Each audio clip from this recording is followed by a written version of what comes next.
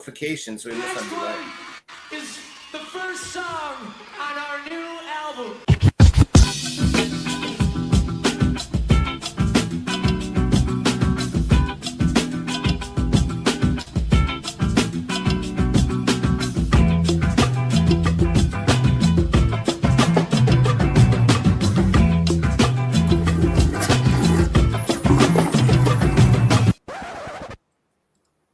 Second time's always better. I love that music, man. It's great intro music. Thanks. So now I'm going to say the exact same words I said the first time that I thought we were live. Eagle Eye Tim. I'm sorry. No, you don't be sorry. That's a good catch. I was like, I didn't notice. Awesome. So this now is officially 3 times, Steve. Is it? Is it? Are you keeping Well, track? StreamYard's goofy because it's a little bit tricky because it has the double.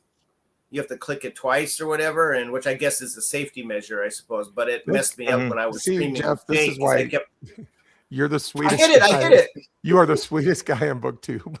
Because I totally messed up, and now you're like, no. The technology's a little difficult. It's not because I could see myself doing the same thing. Because I did do the same thing at the end of my stream with Jake. So I'm gonna move to Japan and enroll in one of your classes, even though it's like English don't do as that. a second language.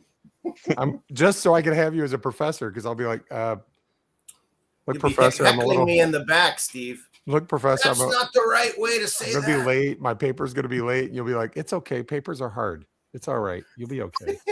I'm not quite as nice to my students when they do that, but.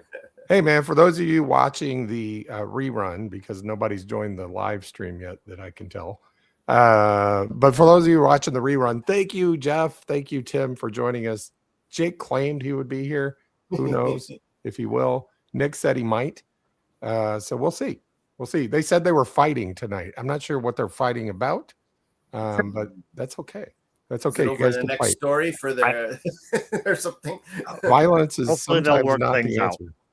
Well, I would pay to see that match because I think, with Nick's boxing and Jake being the giant Mr. T type that could smash his 2 heads together, it might be quite a knockdown drag out. Tim, are you a fan of the martial arts, or have you ever studied the martial arts? I took karate when I was like 8 or 9, and then it got too expensive, so we quit. Oh yeah. And then I took fencing lessons in middle school, and I also had to quit because it was getting too expensive, and that is the extent of my martial prowess. So I took fencing in community college, so it was so fun. Of course, that was before they made you always strap up, and you could only go in a straight line. It's a pain. I wish it was more free form, but yeah. Nick will punch you. Jake will wrestle you to the ground. Tim will stab you. Watch out.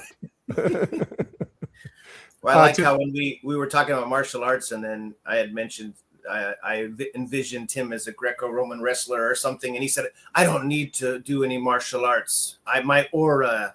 Yeah.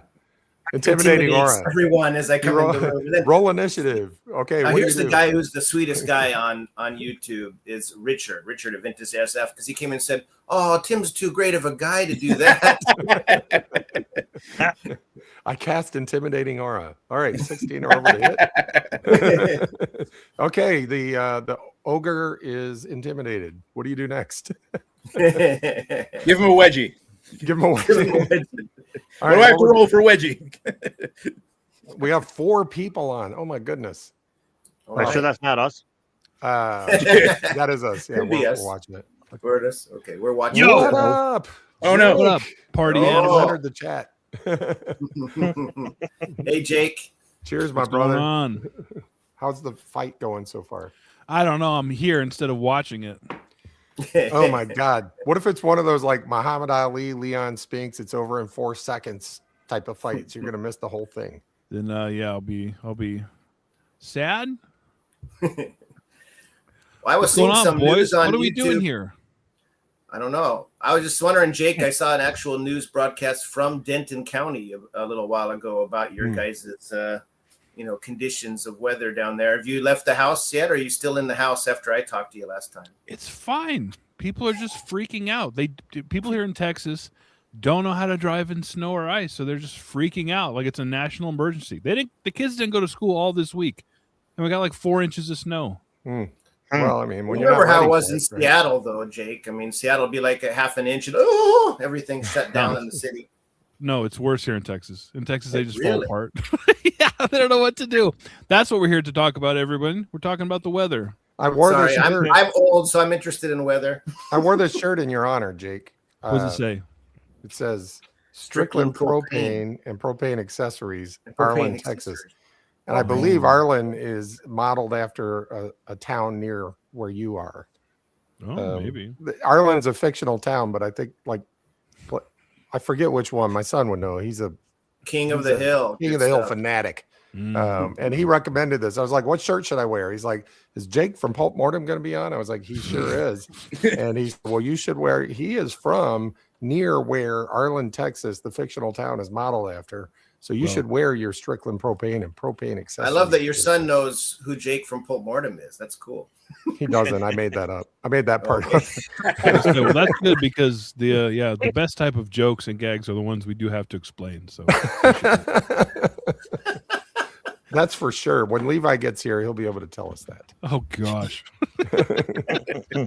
What we're doing today, by the Levi way, and Steve in the is same room. yeah, that'll be weird. What we decided is last night, as we were sitting there doing nothing, Friday night for us, Saturday morning for you, Jeff. Paul and I are just like back and forth, like, you want to do something? Like, yeah, let's go live tomorrow night. Okay. So we just decided to do this. It's like this morning I wake up to a text from Paul saying, do we know what we're doing? Do we have a hook? Do we have anything? I was like, I don't think we do. I had a couple of bourbons last night, so when I got up this morning, I wanted to make sure. Did we actually talk about that? So what are we doing tonight? So what we were thinking was let's talk about Booktube. Let's talk about our little corner of Booktube, trademark, and the community and whatever, and then whatever else comes up. If people want to show stuff that they've recently bought or recently read or plan to read or whatever, that's cool too. But the chaos is the point. And so the main, and I'll probably say this a bunch of times. By the way, we have 4 people watching. Is that just us? Because I haven't joined our. Nope. There's 5 those of are us. those are just strangers. We don't know. Man, show your Wandering and Nothing going better through to these do with their people Saturday. jibber-jabbering, yeah. But we were having this conversation recently, and so you may have wondered what the title on YouTube is. The SOBs. No, not that one. So we had this idea recently. Paul's idea was better than mine. Do you guys want to hear Paul's idea first or my idea first? Well, do the better one second, I guess. Better one second. It was like, it should be the SOBs. And I came up with the somnambulists of Booktube because I've been seeing that word somnambulist so much in the things I've been reading lately. I had to look it up the first time I saw it. It's sleepwalking, right? Sleepwalking. Yeah, sleepwalker. Somnambulist is a sleepwalker, right? Like, hang on, I'm going to go somnambulate. I'll be right back. I'm somnambulating right demonetized. now. You're trying to get this taken down. You Hey, keep you using should that word. somnambulate You on the think it means what you think it means. And then, but we like the SOBs thing. So Paul's like, how about the Society of Booktube? And Oh. I was like, Is that's it pretty elusive good. and or exclusive? Yeah, It we'll is. It is check just in. it is just the overall. It's everybody basically. We started noticing, and we're We're not just a society. we're not trying to form competition here, which I is think we're why gonna sue you guys. I think we're gonna sue you guys with a cease and desist. Yeah. Did you you could sue try. Secret Society Red? Hey, Oh man, yeah, that's ongoing. Oh, and there's that too. See, there's a They lot. lawyered Yeah, up. exactly. That was so funny. When you guys are like, "Oh, that other, that's original." The unfortunate thing is, Chris is a New Mexican, so he has Saul Goodman on his side. he's a new Mexican, like as opposed to a Mexican. He's a He's new, a new Mexican. That's like right. Nouveau Riche. He's like new Mexican. Exactly. So he's got the Well, Adobe finish on the outside of his house and all that stuff. I think that's new Mexican architecture. Anyway, sorry. Go ahead. Somebody was- Steve is married to a interior designer. I sleep with an interior designer. Yeah, that's true. Nice. Well, it's Well, you know, interesting how you say this corner of Booktube because Yeah. that's, Steve Donahue says that, other people say, and there's like several corners of Booktube, and I guess there's some overlap. But our particular corner of Booktube is we're over here in the I guess the genre shallow end of the pool, I guess is what I always call it. Don't pee in the pool. Yeah. Andrea keeps calling it Pulp Island, and I kind of like that. Ooh, Pulp Yeah. Island. I like that. Pulp Island. I'll go with anything Andrea comes up with. Is it Andrea or Andrea? I noticed It's Andrea, I think. Nobody knows. there's two E's. Andrea. Nobody knows, and she ain't telling. Kind of like all that. I know is she's my girlfriend's favorite out of all you guys. So Well, of course, I'm sure she's all women's viewers' favorites. yeah, They're not going to So, want we'll to hear us guys we'll- talk all the time. we'll be out like somewhere eating or whatever, and I'll be like, Jake was talking about this and Nick was talking about that, and she's like, wait, did which Andrea one's say? which? But if I say Infinite Text or Andrea, she knows exactly who it is. Nice. Well, it's just nice to have a girl in our corner of Booktube, I guess, along with Deb. That reminds me there's of college. Not nearly enough of them. I went to an all-male college, and I can't tell you how many times people said, "Hey, it's nice to have a girl in fill in the blank." I can't imagine an all-boys college. That doesn't sound I fun. can't either. Like I'm sitting here now going, I can't imagine why I did that, but I did.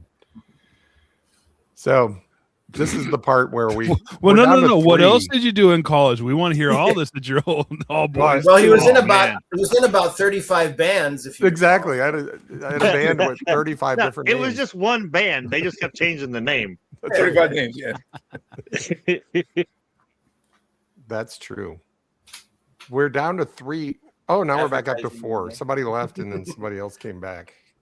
When do we start the funny stuff? What are we Should doing here? Should we wait for more people or should we? Well, let's start hear the first funny let's hear from Jake what he thinks about our corner of Booktube. What? I don't even know what we're doing. Wasn't Paul going to tell a story? Was Paul going What? to tell a story? Paul from Geeks Love Dogs? Oh, you mean Paul from Check Your Shelf? Yeah, Paul from the Doomed Wizard. Yeah. Well, it wasn't a story. Steve was going to talk about were you talking about the ideas? This is so good. Yeah. Top, This is some top good content. shit right here. No, listen up. All right, listen. Premiere I got it. content. I got this. Let me look. Steve, take the wheel. All right. Not that wheel. Anyway, here we go. 7 months ago, 8 months ago, I don't know, 9 months ago, we What, decided, like Paul's like, hey, there's this thing called Booktube.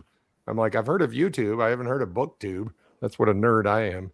And he's like, Or no, what a that's nerd like, I am. like you can go watch this stuff and they talk about books. I like books. You like books. So we're like, we've been doing other stuff for years. We've told the story many times. And so we're like, okay, let's try it. Right. So we start. I have no idea. We're doing things like that Russian like novelette that I talked about, the death of Ivan Ilyich. It's like, which has like 8 views, right? Nobody cares about the stuff I read. So I get this sort of imposter syndrome from doing this. And then Paul's like, you should go check the book graveyard out. Check out Pulp Mortem. Check out Secret Fire Books. Check out Jeff's Cave of Cool Books. I'm checking these things out. And I'm like, wow, these guys really love books. And they have a niche, right? They have like a niche kind of book they like. And that's really popular. And so I've just been kind of learning. And you guys have been so nice to make fun of me and not make fun of me. Like, I feel like one of the sincerest forms of flattery is to have somebody make fun of you.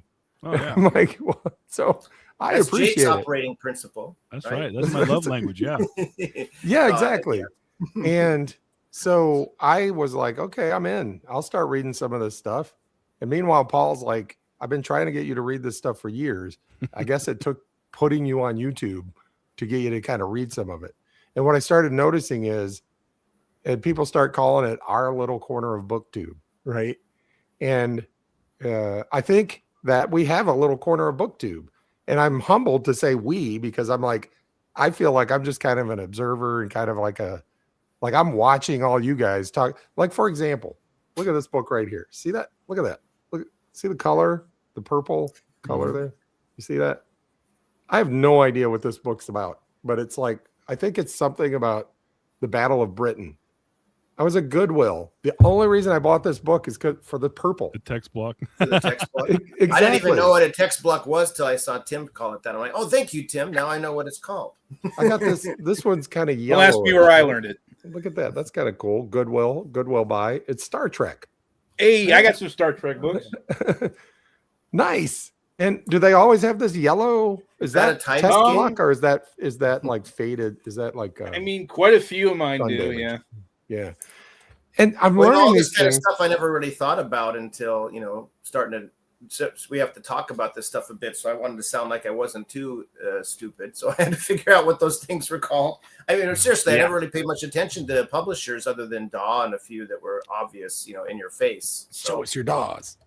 So the reason, what we thought this stream would be about is just talking about the way that our little corner of Booktube, the Society of Booktube, if you will, this little genre fiction, The Copyright Infringing Society of Booktube. the Copyright Infringing Society of Booktube.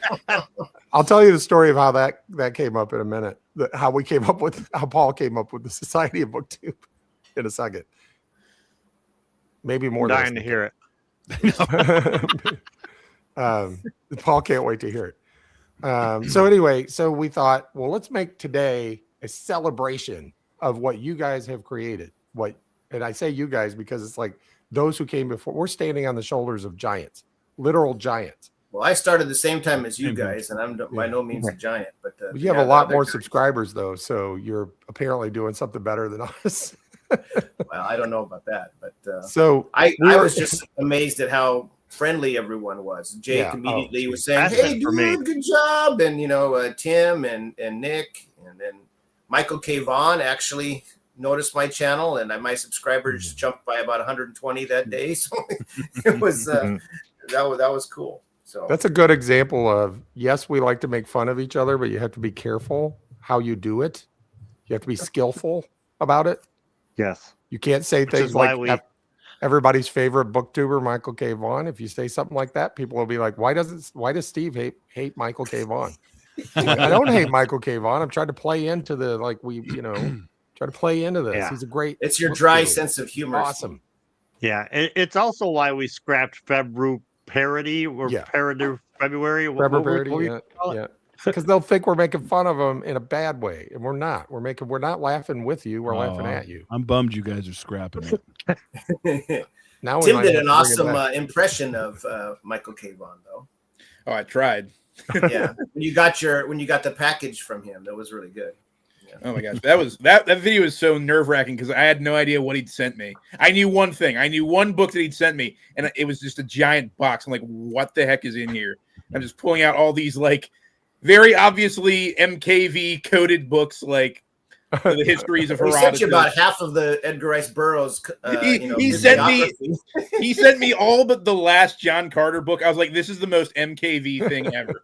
Well, and also he showed his regard for you by not sending you the last John Carter book because yes, I know. Yeah. Well, half of it sucks.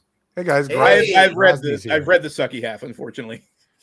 Well, it was written by his son, I think. Yeah, right? it So was. He can't take the full blame for it. Yeah. Hi, Grosny. Hey, Grosny brings up a point that I wanted to point out. You said that you are contemplating suing us for taking the Society of Booktube name. I just want to warn you, I have half a law degree based on personal experience and talking to people at airport bars. But thank you, Grosny, for pointing that out. Not only be careful who you talk to at the airport, but be careful who you sue. No, that's good. I don't have any law experience, but I use all my mass amounts of Booktube revenue goes towards my retainer for my my lawyer's retainer. So I thought it was to cover your losses on nothing weird but the frequencies. best. Oh, What'd you say? Nothing. I didn't say anything. remember when we said that we have to make fun of each other in a tactful way? Tim, what did he say? I didn't hear. What did he say? No, don't Come over worry. here and say that. I don't Say it to my remember face, saying anything. Steve. I don't think that was me. I think it was somebody else. Oh, that was brilliant. Chaos Steve. is beginning. Chaos is beginning. We're gonna All throw right. hands when we meet. Are you going to Pulp Fest, Steve? Maybe. If we Steve do, might we're be throwing almost hands. as big We're gonna as throw you, hands. though, You Jake, gonna so bring that'll the be smoke? a battle of the giants, maybe. Yeah. No, it's Paul who's as big as you. Maybe, so. By the way, Ishmael from the Robert E. John. Howard Foundation, he's a lawyer, and like everybody on the board is a lawyer. Yeah. Like, don't mess with that foundation. They've got the lawyer credentials. Who knew that lawyers like Robert E. Howard? So, It's crazy. I figure all the lawyers I've met know everything, and all you have to do is ask them. They will tell you. Right. well, They know everyone everything. begs on lawyers, but I tell you, there's nothing better than when you need one that you have one. I tell you that. So Yeah, that's right, man. My lawyers have always been the best. Like any lawyer that has ever done work for me has been awesome. It's the other lawyers Yeah. that are the problem. So Ishmael's great. Everybody on the REH Foundation's great. It's all those other lawyers who aren't great. Well, one of the things to get back a little bit to what Steve was talking about earlier is now, like he said, he and I have been doing. We did podcasts for like years, and never really got much of a following. Could be what we were doing podcasts about. I don't know, but like, and for about 2 years, it's about 3 years now, but I've got a role playing game channel on YouTube that it has a small following. But the thing is like the interaction and the people that we've met are just like, I think it was Jeff pointed out, just how friendly everybody is. Mhm. And I think genuinely it's because we all are looking for someone to talk about books with. 100%. Because not just anybody off, not everybody loves books as much as you do, but the people on Booktube are so responsive and so informative and willing to like let you know something that it's crazy to me. well, I think this. Mike Hawk. I mean, I think these. Mike. Trying to bring the chaos already. Well, I think that in all seriousness, I just think, especially these guys, you guys here are just such nice guys, supportive people. Yeah. And Yeah. it's just. Yeah, we are, aren't we? I know Jake doesn't like people to talk about him as a nice guy because he's ruining his street cred. But No, maybe, you're ruining that yeah. bad boy image I got going. And I know Nick likes to cultivate the cool kid, but he's also super sweet guy. So it's just people being nice to each other, which is a haven on the internet and in the The world. weird thing right about now. me is I'm kind of the opposite. Like, I'm actually not a nice guy, but I try really hard to seem like one. He And we plays appreciate one on that. YouTube. He plays one on YouTube. So, But seriously, yeah. though, very supportive group of people. Yeah, absolutely. Mhm. The folks here, like if you need something, you have any question, you need help with anything, they'll jump in. They'll absolutely help. If I find myself even anywhere close to where any of you guys live, I'm going to dox you and I'm going to show up at your door and I'm going to ask you if you need me to fix anything around your house. And then we're throwing hands. And then we're throwing hands. Are you a handyman like Jake? I am not. So Oh. you should not let me try to fix something around your house. I'll offer. You should insist that I not. Unless there's a few things I'm pretty good at, but most I'm things good I'm for non-brainy labor. I can carry lumber around and stuff. not. Non-brainy labor was the name of one of my bands in college. There it is. So, question for you guys, for Tim, Jake, and Jeff, what this little corner of Booktube, which we're going to call the SOBs, You keep saying that. You're just gonna keep calling it our little corner. I'm going to call it our little corner of Booktube, Of SOBs, which I like to call the SOBs forever. I'm going to just continue to do that. Yeah. Is there any type of book or genre of book or specific book that you've read that you don't think you ever would have read if it weren't for the SOBs?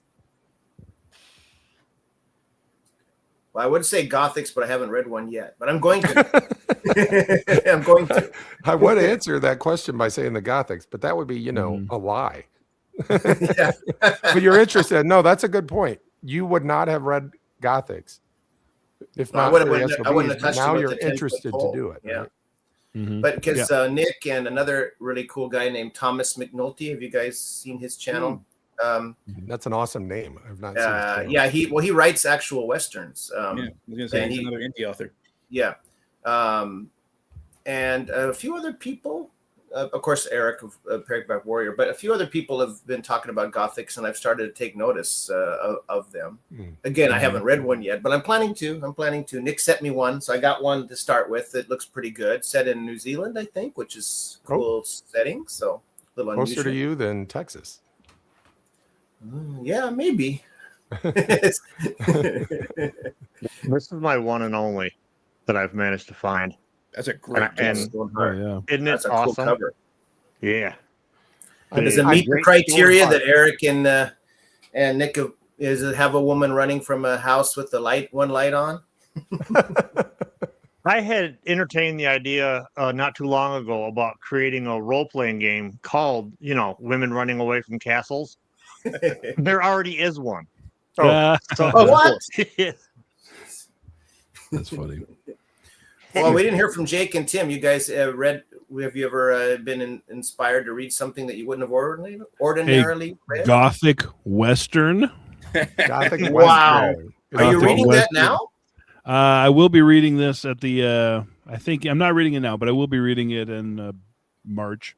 What's it With, called? Hawkline? Hawkline Monster. Hawkline. So it might actually be a Gothic Western horror. I don't know. It's got a monster in there. It's got a gotta be monster. good, right? But yeah, I'm reading that with Virgil from Infinite Text and Andrea.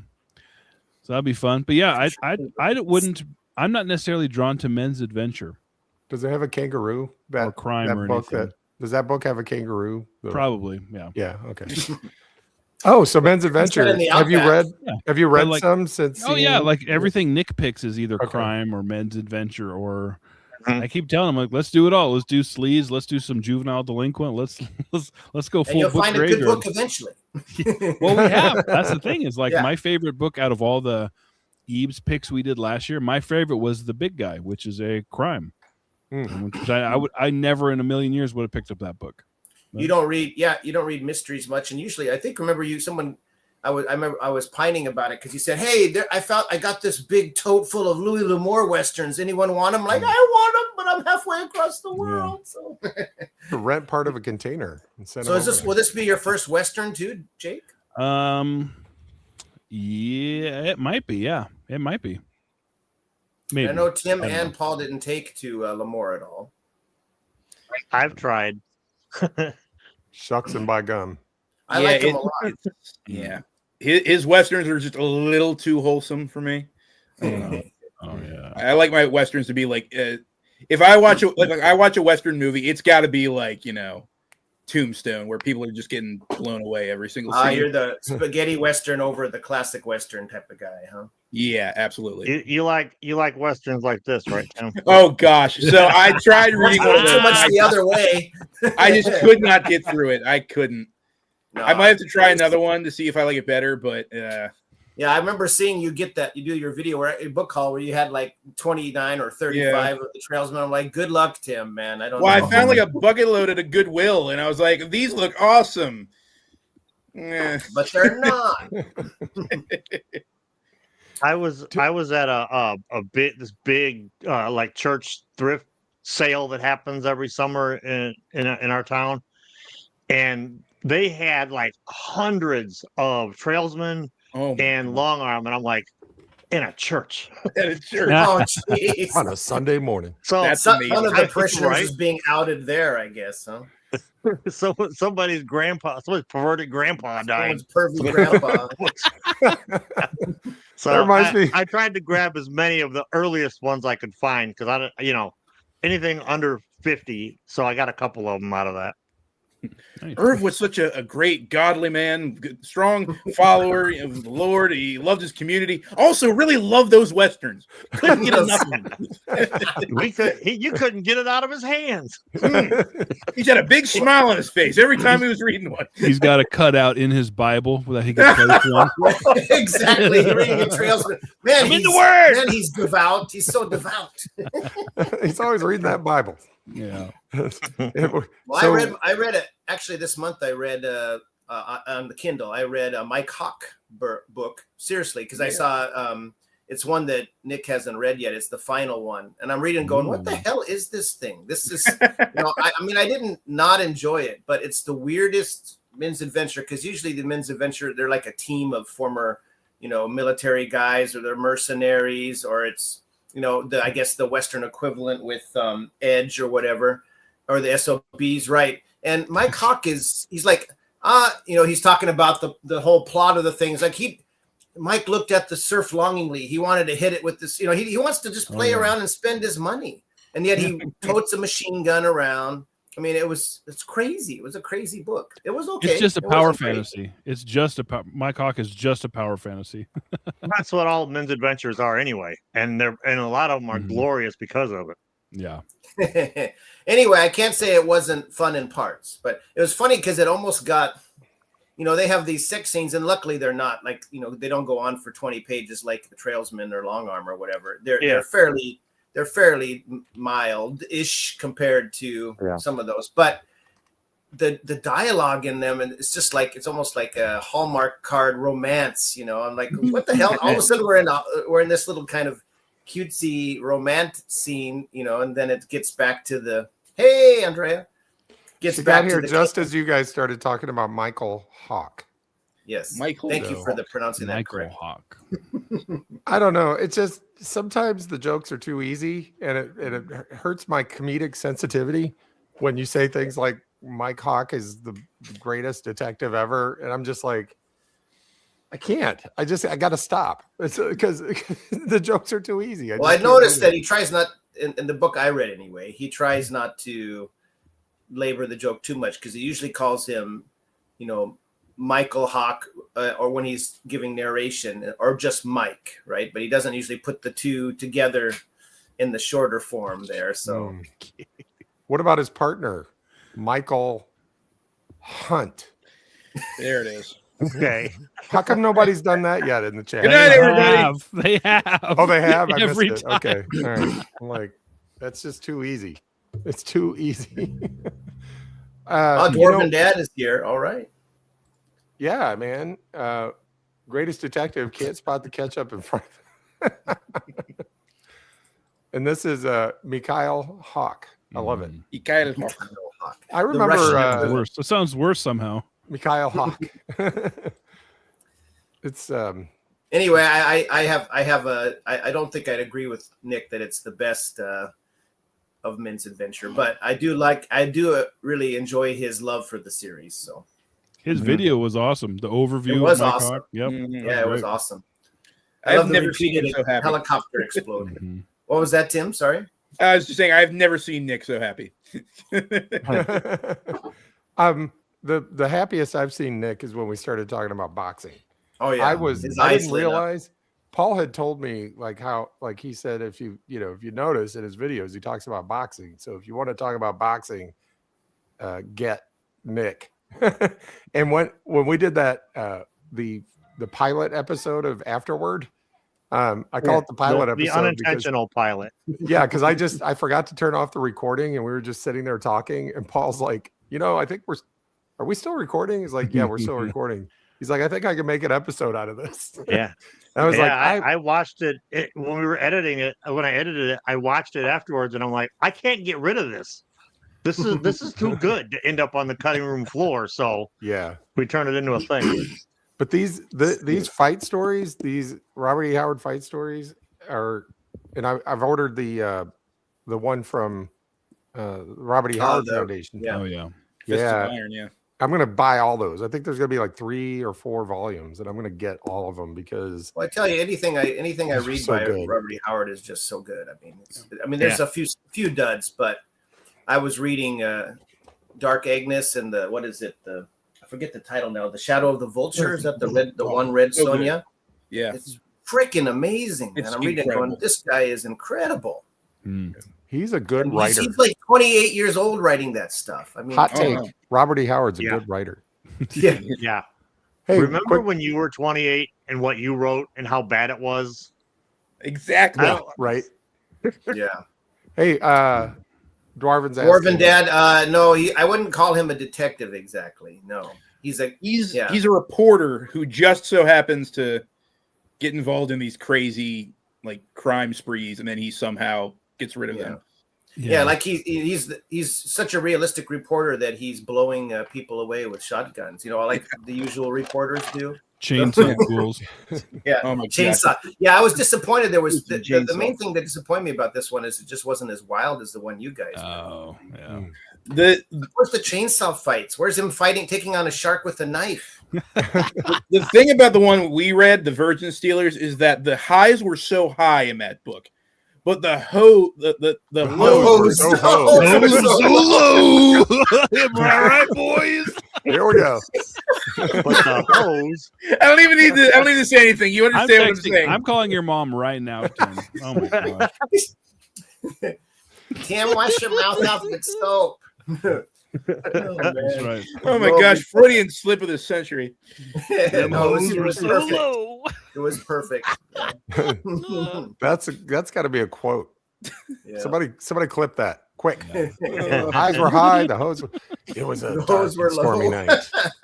My cock was. But walking through the that's how it streets, was. and it was raining. The highs were high. The hose were ho. You Just could like tell the any writer's Tuesday like, night. oh, I got action to describe Hawk shooting people, and he like gets really excited to write it. Oh, I got to do the love scene now, you know. Tim. Well, we didn't hear from Tim. Sorry about Tim, what. one question. By the way, people got you before we get the answer to your question, I Oh, want to explain something. And if this wasn't already clear, and this may be like if you have to explain the joke, it's not funny. It's like the first time I saw your bio on Secret Fire Books, it said TJ. Damn it! What's it? Paul, cut this out in post. Hey, off camera. TH. Brandt. Thank you. It's just a pen name. Don't worry about it. All my favorite authors use initials like J.R. Blaine's, T.R. Brandt, T.H. Brandt, T.H. TH. I think it's TH. Thank you. right? And it says on your bio, some call him Tim. And it reminded me of the Monty Python thing. So my Yeah. question for you is that why you put some call him Tim? Is because Oh of yeah, Monty Python? 100%. Okay, that's why I go, some call him Tim. That's why I do that. Because I'm trying to quote Monty Python because he's like, some call me Tim. That's why I do that. That's why I do that. Now that I've explained it, I'll never do it again because now it's not funny. Oh. So, question for you is: have you read anything? Have you been exposed to anything, interested in anything that you would not have if it weren't for the SOBs? Well, 100%, because I mean, there's a bunch I go into. The first one that comes to mind, though, is I never would have got into the Tarzan series if it wasn't for Booktube. Because I remember once I finally started like really watching people's videos and getting a feel for like what people were talking about. I was watching a lot of Michael K. Vaughan, which, you know, like you say, he's everybody's favorite booktuber. As one does. Yeah. Careful saying Yeah, that. he was one of my first that I watched. Him and Jake. Right. He's awesome. And I like Roger. He just loves Edgar Rice Burroughs and everything Tarzan related. And I was always of the opinion of it's whatever. I liked the Disney movie as a kid. It's whatever. But You still like it? I Tim, know. come on. The hardcore Tarzan fans hate that movie. Are we I gonna still sing have it? movie as Are a we gonna kid. sing? It's By still the one of your way, favorites. You saying that just threw my back out. When you said I loved the Tarzan movie as a kid. Are we singing I it? apologize, Steve. You'll be in my. Oh my gosh, the soundtrack's so freaking good. Phil Collins went so hard on that soundtrack. Yeah, he went gonzos on it for That's sure. why I want him to publicly say he still likes Tarzan. No, I do. I really do. But here's the thing. I was like, I don't think I'll ever read any of those books. But Michael K. Vaughan hyped them up so much. Jim from Mystery and Mayhem hyped them up so much. And I was like, okay, I should probably give these a shot at some point. And so just randomly, I bought like the cheapest paperback copy of Tarzan of the Apes I could find. And I loved it. It was one of the greatest things I read in 2024. And I was like, well, okay, this book, I didn't think it would have anything that I, would be into. It doesn't have dragons. It doesn't have Martians. It doesn't have giant killer robots or anything like that. Some of his books do. Well, that's the thing. I didn't know about that until I really started watching MKV's videos, and he goes into all the Lost World stuff and the fantasy elements. But Jake's that got his first, finger up. what's that? But it does have naked men in loincloths, and you like that. Not completely naked. Yeah, I'm not going to talk about this anymore. Moving on. Look, Tim's mom, if you're watching, you know, we're bad influences on him. Yes, You we should are. talk to him about maybe not hanging out with us. All right. Does your mom watch your videos? Or? Well, I don't want to preempt you, Tim, but I know you wouldn't have read any crime books without Booktube. That's the other thing. So Jake mentioned the big guy, and it seemed like I was the only one on that live stream that didn't really like that book. The thing was, though, I loved the writing style, and I loved how it had this incredible plot twist at the very end. And again, I was like, I don't think crime fiction has anything for me because it's not like the typical weird fiction, genre fiction kind of thing. It's more grounded. It's realistic. And reading that book, I was like, okay, there's some real kind of there's some real escapism to this kind of thing where, yes, it's more grounded, but the author is painting a world with this book. And that's the kind of stuff that I really love when I read. And so after we had discussed that, I remember Jim from Mystery Mayhem being like, well, Tim, if you want to get into actual crime fiction, you need to read Raymond Chandler. And so I immediately read The Big Sleep. And that one also started at the top there. I know, I really did. That book blew me away. And so from that point on, I was like, okay, I just got to get all the crime fiction. And so now I have this giant stack of crime fiction novels that I need to get through this year. And yeah, it's crazy. Not a loincloth to be found. Not a loincloth to be found. You're just joining us. We're talking about our little corner of Booktube, and we're just kind of going around saying what have we read or discovered that we would not have otherwise. And Dwarven's talking about Wizard Jim. Oh yeah. I'm not familiar with Wizard Jim. You guys know about Wizard Jim? News from the Gelding. Oh yeah. Yeah, News from the Gelding. Yeah, he's got the most unusual, fun, charming, eccentric, awesome channel. Yeah, you just never know what he's going to talk about, but it's his presentation style that's the winner. Oops, sorry. So these are great stories, though. Yeah, we're up to 9. We were up to 11 at one point. Now we're back down to 9 because we lost 2 people when we started talking about fencing sharks, I think. But that's great, Tim. I've listening to you. Well, all 3 of you guys, really, and Paul too. By the way, so all 4 of you guys. I've read a bunch of things I never would have read and discovered things I never would have discovered. Well.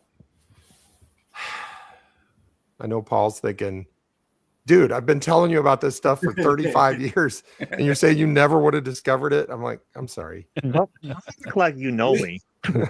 But you repaid him very sweetly though when you chose your 10 best book covers and they were all Paul's art. That was really nice. Yeah. That was cool. Yes, and it was cool. Yeah, art. He pulled out that first book, and I'm just like, yeah, I know where this is going. Yeah, you didn't blush, but I could tell that you kind of wanted to. A lot of you kids out there don't know what it was like. Well, Jeff, you probably know what it was like growing up without the internet, right? Here we go. So you had kicking in when I graduated high school. I know that's hard for Tim. Me and Jeff are the same age. Like, what are you guys talking about? Are you my age, Jake? I thought you were still in the 40s. Do you dye your hair? What? Just clean living, boys. Clean living. That's just Washington State people. Moisturize. You use a lot of moisturizer. Washingtonians, we're natural born Washingtonians. Just look young. No, I'm 65. It's all that rain keeps us, but no. Keeps us moist. No, I didn't know that, Jake. I didn't know you were as I'm not. I constantly lie. Okay. See, it's not that bad. I gotta run, gentlemen. Hey, thank you for coming. Thank you for joining us. Jake, Who's getting ready to fight? Is that why? Jake, thanks again for the movie live. That was a blast. No, that was a blast. Yeah, I keep getting comments from that. That was a lot of fun. Who's getting ready to fight? You and me. We're gonna fight. You're gonna go fight someone on the UHC or UFC or whatever. UHC. Yeah. UHC Ultimate. Yeah, we didn't ask Jake before he goes. Jake, what martial arts did you do? Did you do Gracie Jiu-Jitsu? No, my martial arts was being bigger than everybody. So I don't have to know. You're a Jack Reacher. Me too. I don't have to know how to fight. Yeah. Talk about intimidating aura. All right. Later, USOB. Hey, thanks, Jake. Thanks for coming. Later, Jake. See you guys. See you, man. Now that he's gone, let's talk about him.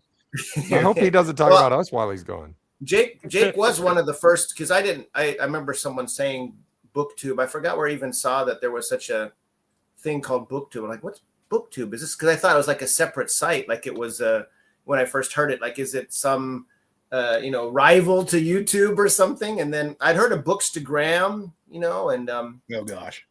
luckily I didn't get too deep in there, but I was listening to a podcast run by a couple of very nice ladies, currently reading, it was called. So Brian, And they have, I was listening to them, and hey, Brian, and they weren't reading any of the kind of stuff. I mean, the one lady liked mysteries, which I liked, and then I discovered Michael K. Vaughan and Jake, and then I discovered Tim and Nick, and then you guys and a bunch of other people, Criminali and Jules Bird and all that. And I was like, this is the, no offense to those nice women with their very good and very produced and very professional podcasts, but they never talk about books that I want to read. So all of a sudden, Michael K. Vaughan's talking about Edgar Rice Burroughs and Robert E. Howard and comic books, and this is my kind of thing. So, if you're just joining us, maybe we're just talking about our little corner of Booktube, which I'm going to start calling the SOBs, the Society of Booktube. We've been threatened with a lawsuit for calling it the Society of Booktube, but that's what we're going to call it. So if you're just joining, that's what we're doing.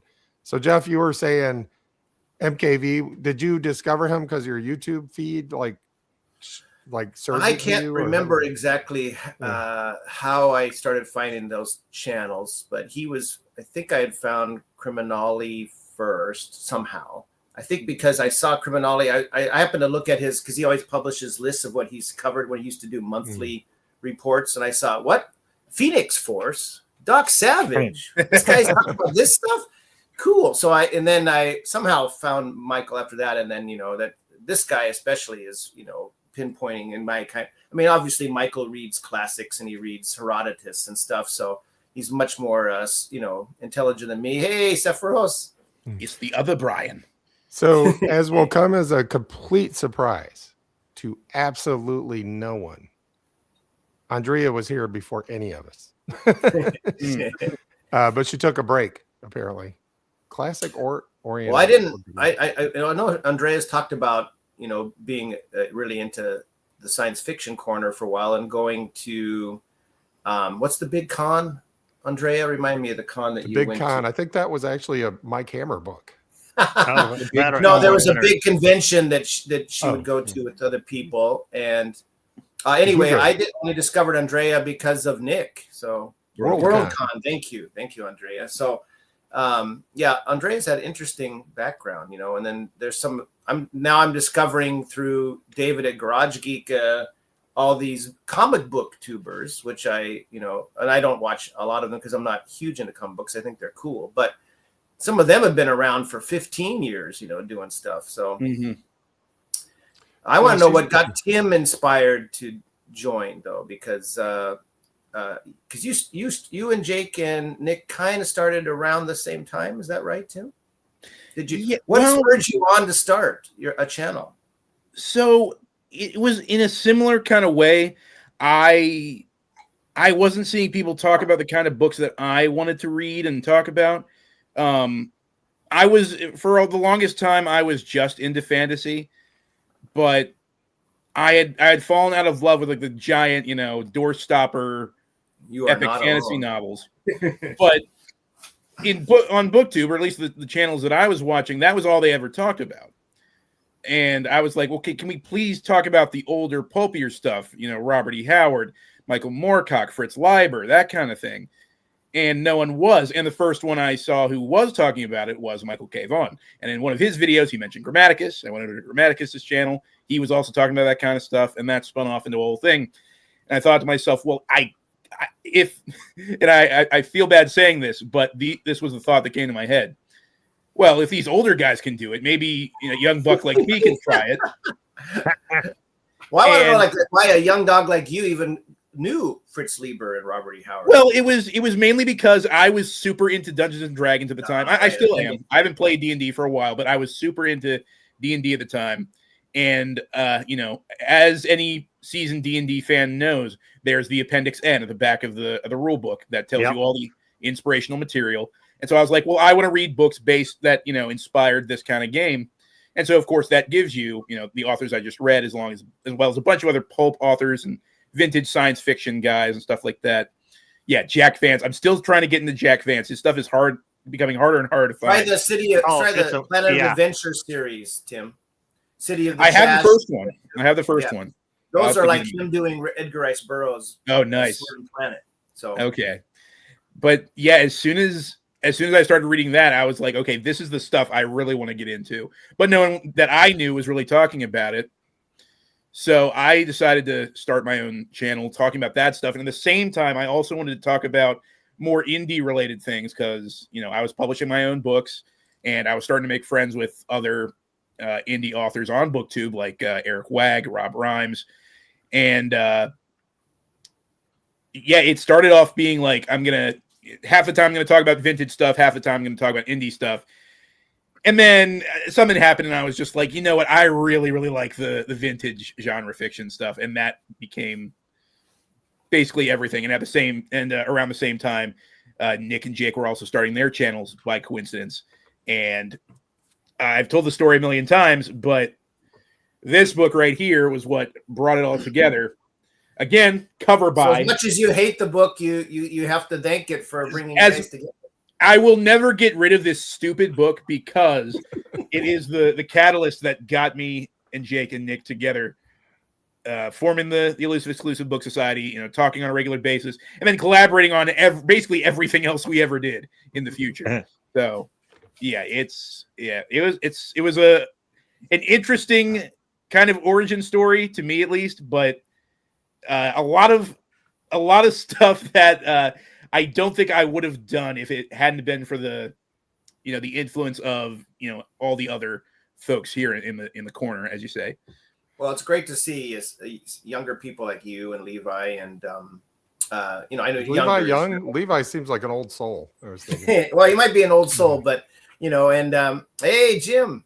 Jim wants to know what's going on here, and so we don't know, Jim. Really, a few people have joined. So just to reiterate what we're doing here, Paul and I were up late last night, half drunk, half sober. Like if you're half drunk, you're half sober. How math works. That's not so bad. And we were just texting like, "You want to do something tomorrow?" We're like, "Yeah, let's go live." And then this morning we woke up. I wasn't hungover, but I was like, I don't know if I remembered texting each other. And Paul texted me like, "Did we decide to go live?" Yeah, what did we decide to do? It's like, well, let's just talk about our corner of Booktube trademark, our little corner of Booktube, which we're going to start calling the SOBs, which stands for the Somnambulists of Booktube. No, it doesn't. I thought it was Society of Booktube. Society of Booktube. Thank you for that correction. I appreciate that. Somnambulist is harder to pronounce, harder to remember. So we're going to go with Society of Booktube. And we are going to explain what that is. We still haven't gotten to it, but we will get to it. So what's going on here is we're just talking about this little corner of Booktube that has formed over the last couple of years and how it's influenced us, like how we've discovered new things to read, new people to fall in love with, deeply, deeply in love. And to answer Chris asked, like, how does he keep missing these?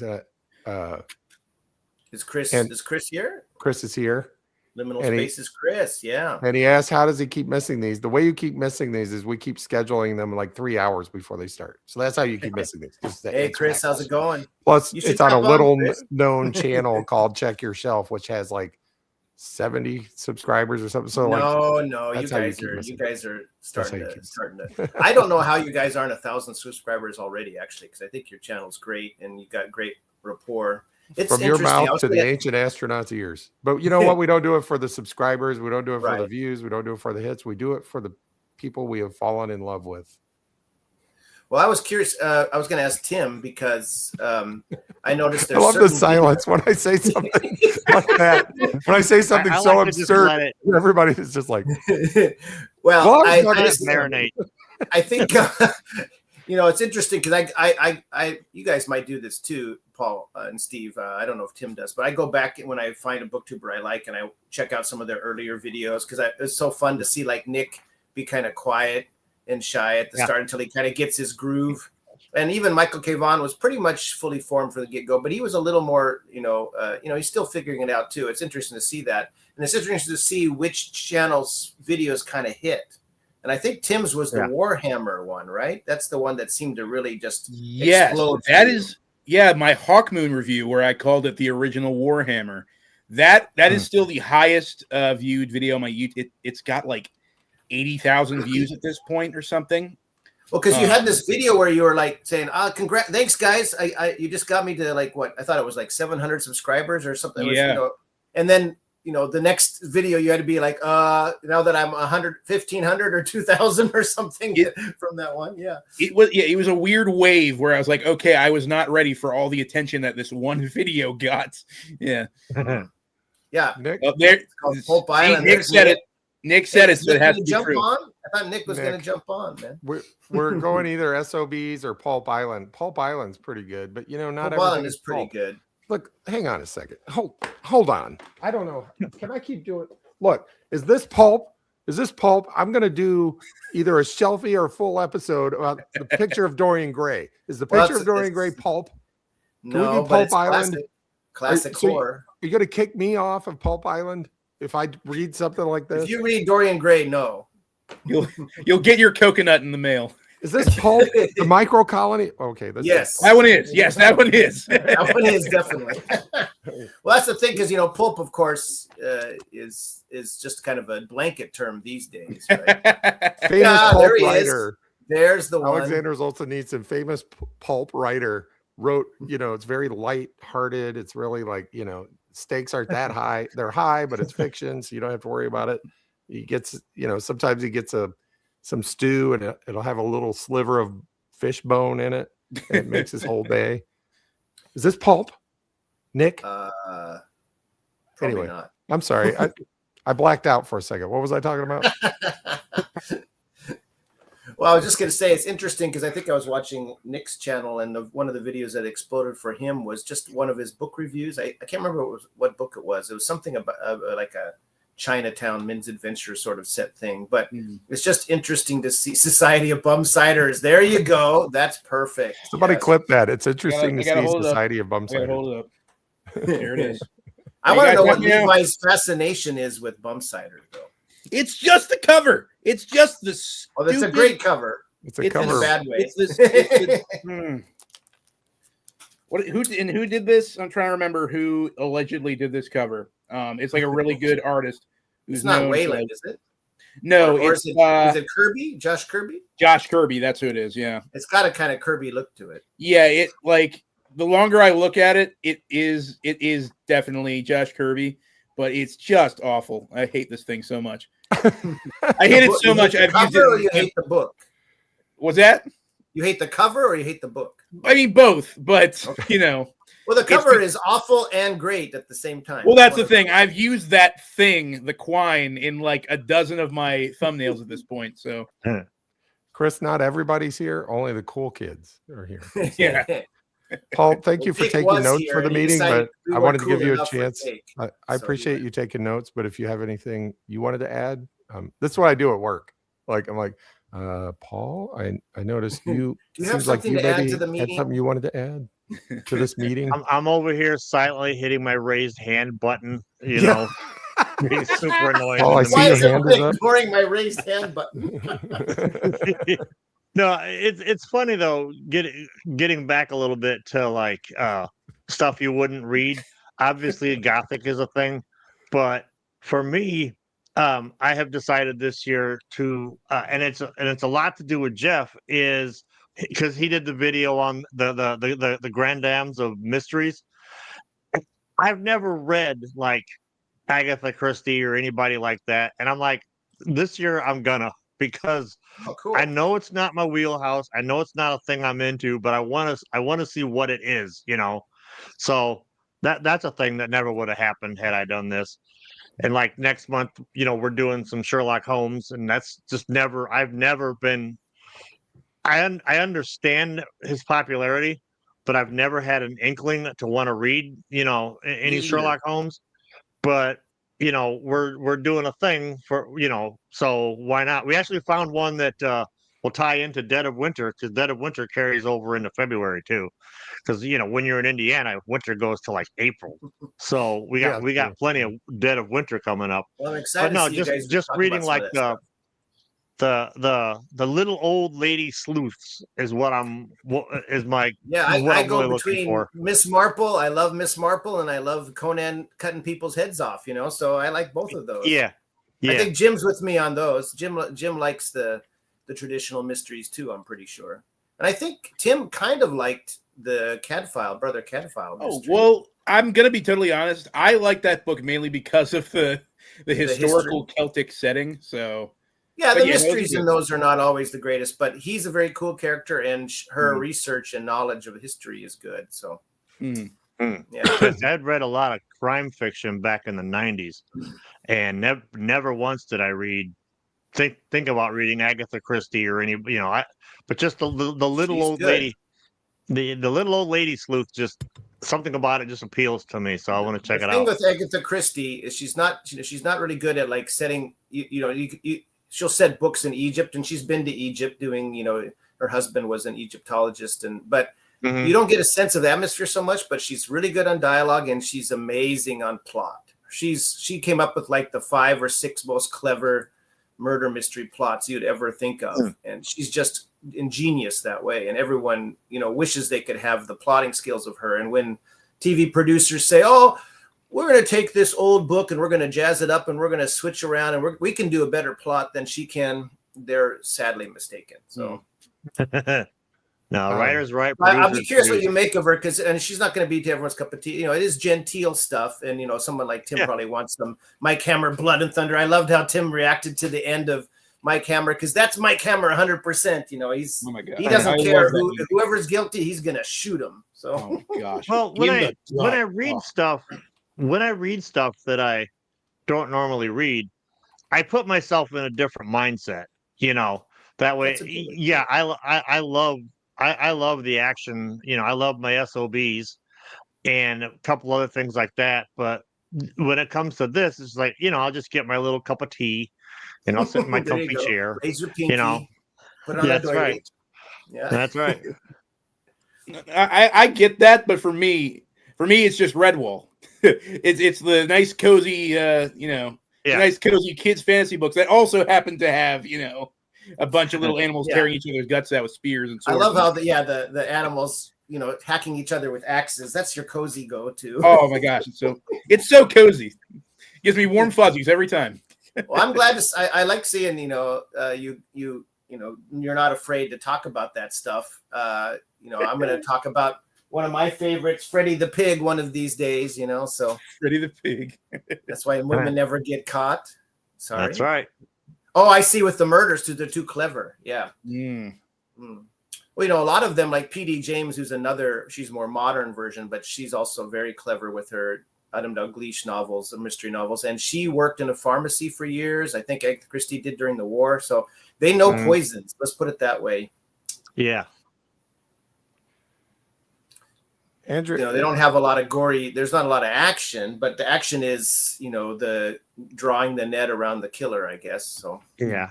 Well, and I love dialogue. Dialogue for me is a huge part of storytelling. And granted, you get my favorite writers that are pretty sparse on dialogue, but I love. And I started reading one of her books, just sitting in the library. I just pulled one off the shelf. I went to like the large print section, and I pulled one down, and I'm just flipping through it, just reading the first couple pages, and it's heavy on the dialogue. Yeah, and it's mostly dialogue. It was, which I'm fine with. Dialogue goes down like water when it's well done. It's kind of unsung, her skill with dialogue, because she uses archetypes, people that are the type of a. There's the fuddy-duddy, major, former, just back from India, and there's the young kind of. There's the young ingenue type. So, but they're effective because at that time they were real types, right? So she colors them in enough to be, we're not going to get a lot of deep psychoanalytical kind of character building, but those things move. There's a reason why I think she's rivaling the Bible for most books published out there. I mean, she's got bazillions of copies of her books in all different languages. So Andrea wants to. We have a request in the chat, and I think it's important that we cover this. It's a good one. It's a good question. And she specifically asked me to tell it. Like normally Paul tells this story, but well, she asked it twice too, and we just ignored the first time. I was going to get to it in the next break, but she got to it quicker than I did. So here's so a lot of you don't know this about me. I'm a deep sea fisherman, normally on saltwater, like normally in the oceans. Speaking of salt, we should take this retelling with a lump of salt, people. Just a little. Well, it's true. It's true. That's not exactly true. Like I started out as a deep sea fisherman. I'm now a crab fisherman. Not now. Like the last job I had before this one, I was a crab fisherman up off the Alaskan coast. Like prior to that, it was on the Atlantic side, deep sea, like based out of Boston. But my wife took a job in the Midwest, Indiana specifically. So now I fish out of Lake Michigan. We live in central Indiana, so it's a pretty long commute for me, but I do go up there. And Paul actually lives near Lake Michigan. And he has a bait shop up there. And so he supplies all the bait for my hence this get up. Exactly. Andre, you thought you were going to get a straight story, but no such luck. And so we met. I was sitting on the side of the sea. I was sitting on the edge of the bay. Sitting on the dock by the bay? I was sitting on the dock of the bay. Reading this, actually. I finally found, I lost my copy, and I found this at Goodwill today. Which it's called Breitner aus Fotograf. It's a Dutch book about the painter Breitner and how he used to use. This was $20 at Goodwill. That's a shame. Why are they charging $20 for this? You can get it for $25 on eBay. But I grabbed it anyway, and this is an awesome book. And I was just flipping through it, and Paul walks along. I didn't know him at the time. He's like, "Oh, so you like the classics?" And I was like, "Yeah, I do. I like art. I like the classics." He's like, "So what do you do?" I was like, "I'm a deep sea fisherman." And he says, "Well, I own a bait shop. You should buy your bait from me." And I was like, "You into books?" He's like, "Yeah, I'm into books. You're into books. I'm into books. We should start a Booktube channel." And the rest is, as they say, history. The rest is, every word of that is true. History. And with that, we're going to completely destroy this entire stream because Booktube's biggest rivalry is about to get real. Oh boy.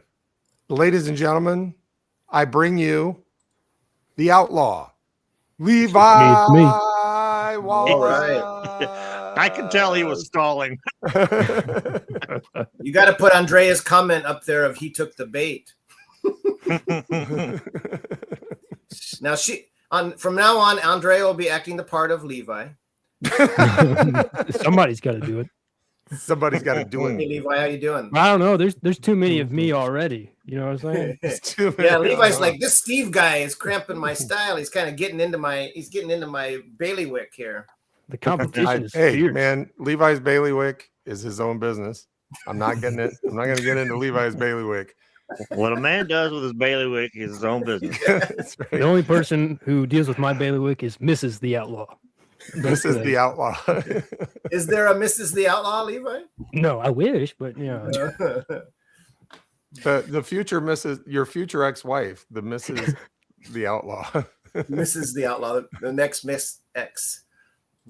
Andrea wants to know if we meet in person often. We've never met in person, except for that one time when I was sitting on the dock of the bay reading this book. We have photographic evidence on your channel that you have met at least. Caught in a lie. Caught in a lie. How could this standing outside Half Price Books? Well, that was right next to my bait shop. That was right next to my bait shop. It's called Half Price Books. Right next to it. It used to be a Spirit Halloween. Now it's my bait shop.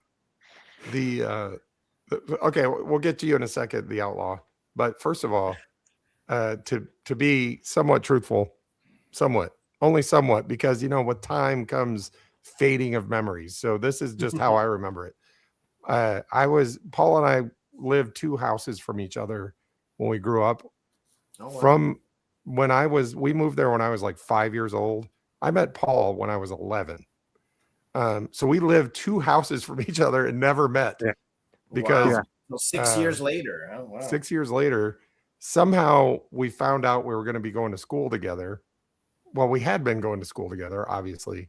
So this I is don't junior remember. high. This is the part of the origin story I'm kind of forgetting, because like, how did we finally, like, our parents finally allowed us to see each other? The bait shop story is so much better. Basically, yeah, we lived on the same street. It boiled down to our bus driver didn't want to make 2 stops, That's what it was. so she made us wait at each other's houses, and then we just hung out. Next thing you know, we're playing D&D, and the rest is history. Yeah. We started our podcast in the back of the school bus. Yeah. That sounds When weird. you were, your first show was you refusing to read the Robert E. Howard book that Yes. Paul That was our first show. Yeah. We did the show in the back of that school bus every day for free. And we had no means of audience. recording it at the time. Your audience was like, "What's a podcast?" They're like, it's the future. You guys should have trademarked that. You would have been rolling. Somebody actually showed up. There was like this bright flash of light, and somebody goes, "I'm from the future, and I got to tell you something really important. I'm from the year 2014. You're going to start a podcast together." And then the light, the flash, and I'm like, there were so many more Yeah, important. your things they future could've told us. selves came back. They could have said buy Microsoft, and we wouldn't have known what it meant. But when the time came, we would have known, and it would have been so much better if that's what they had told us. But anyway, yeah, we have known each other forever, and then when podcasts seemed like they were going to be a thing back in 2014, I was like, let's do a podcast about what? Who cares? We know each other. We'll just start talking. Now podcasts are a bunch of actors that used to be actors that somehow monetize their podcasts. But so we figured out if you want a popular podcast, you have to already be famous, right? Yeah. But it gave us a lot of practice. And my God, if you ever heard those early days, because I always said, if you aren't embarrassed by your first few episodes, you waited too long to start. Yeah. And it turns out I should have said your first few years of episodes, because I go back and listen to those sometimes, and I'm like, yeah, ooh, they're cringe. rough. So cringe. Well, it helped you because you hit the ground running with your channel, YouTube channel. Yeah, We hit the ground. That part's accurate. we had plenty of practice. So Anyway, Well, it's many years honed banter there. yeah. So we turned our podcast into a YouTube channel called Better Off Dad. And then we changed it to Rough Draft. And we had several incarnations of YouTube channels. As None many of names which- as your band. As many names as my band. Yeah. None of them worked at all. And then finally Paul's like, let's talk about books. We started talking about books. We met you guys. We borrowed your popularity and your credibility to make us seem credible. rode your coattails to We fame. How grabbed did you your think of the name coattails. Check Your Shelf? Because it's such a great name.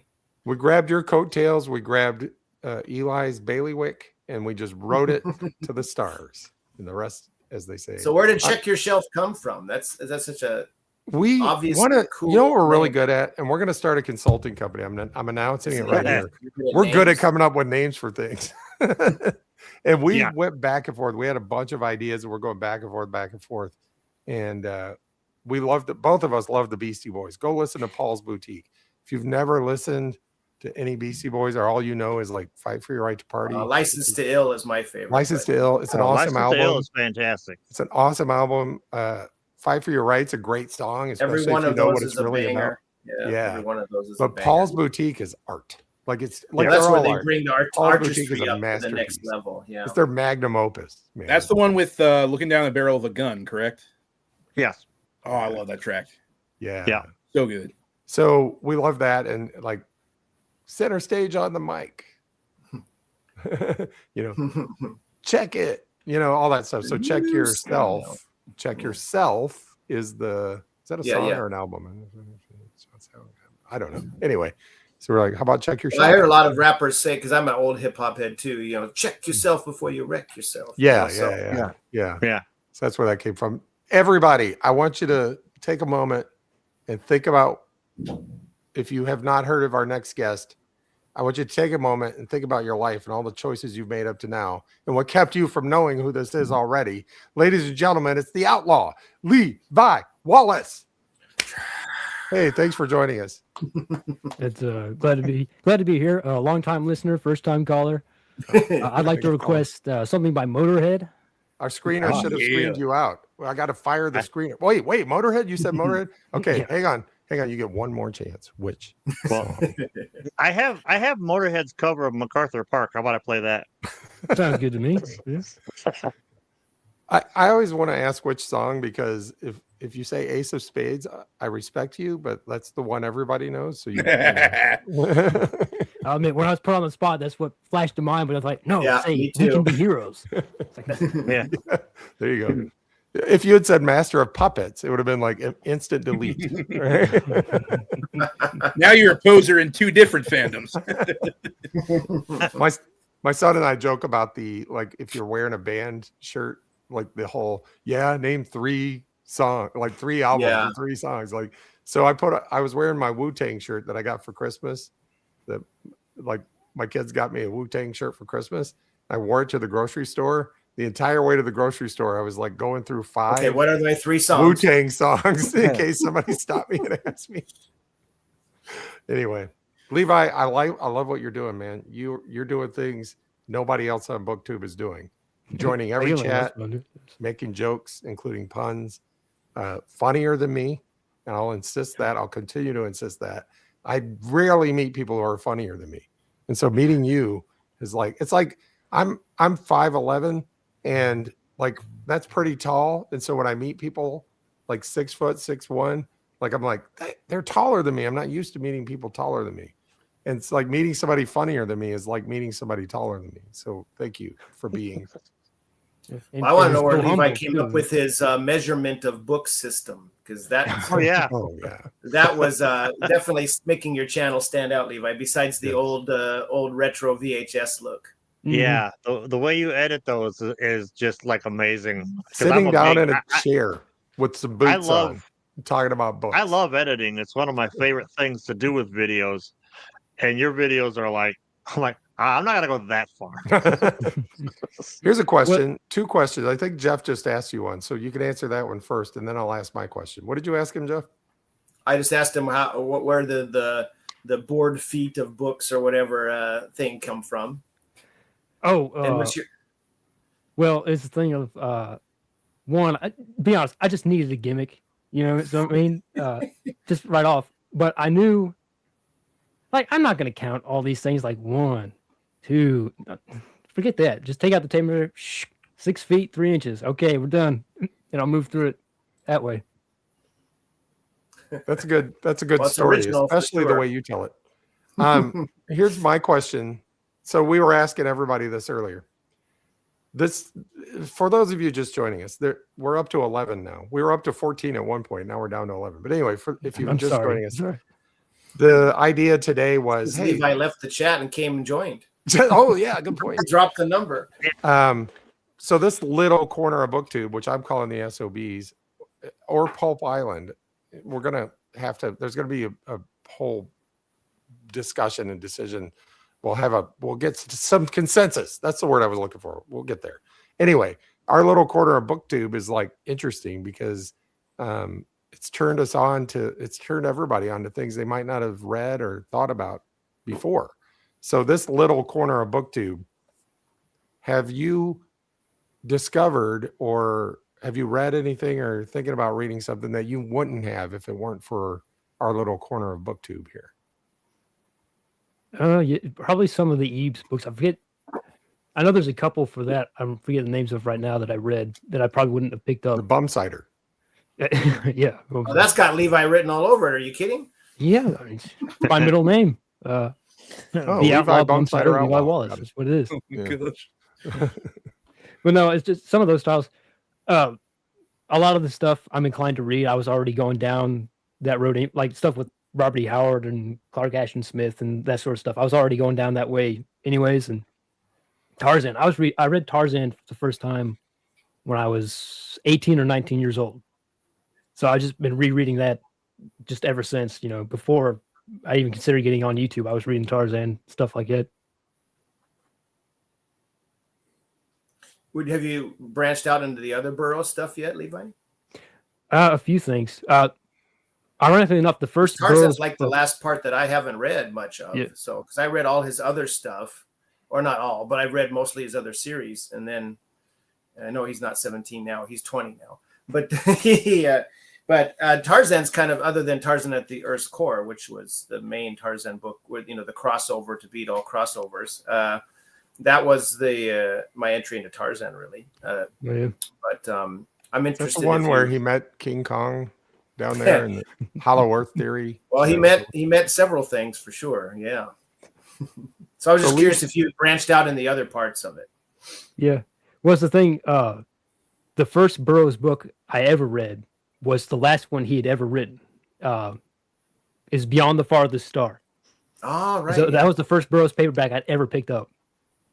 My mom was at a library sale, and they had a whole box of vintage Burroughs paperbacks that she bought for my uncle. And she says, like, you can filter through these if you want, whatever. So I picked up that one, I read it, and I was blown away. Like, it's hard to describe just exactly what was in there that caught my attention, which was like, I want to read some more of these. And after that, I read The Lad and the Lion. And I think from there, I jumped to Tarzan, and I've read John Carter and a couple of the Tarzan ones, and Outlaw of Torn, and a couple of the Hollow You Earth got some more esoteric ones if you're reading Outlaw Torn. That's his his knights in shining armor story, kind of. So he branched out in some different. He did some westerns, So Michael K. Vaughan's reading. Speaking of everyone's favorite booktuber, Michael K. Vaughan was. He's reading trying to read every book, and he just read The Efficiency Expert is the one he read, which is like a straight novel that Burroughs tried. And I'm like, you're a brave man. Out of all the the Burroughs Efficiency stuff. Expert sounds like the kind of book I would like to review. And I think Nick from Book Graveyard would probably like me to review that book, The Efficiency Expert. I mean, I'm sure it's fine, but it's just. I mean, it sounds like he had to throw a couple fist fights and some, some adventures and escapades in there because he's Burroughs. He can't not. But it's not that and The Girl from Hollywood are not going to be my go-to Burroughs for sure. Dang it, Alice from Accounting could be much more efficient.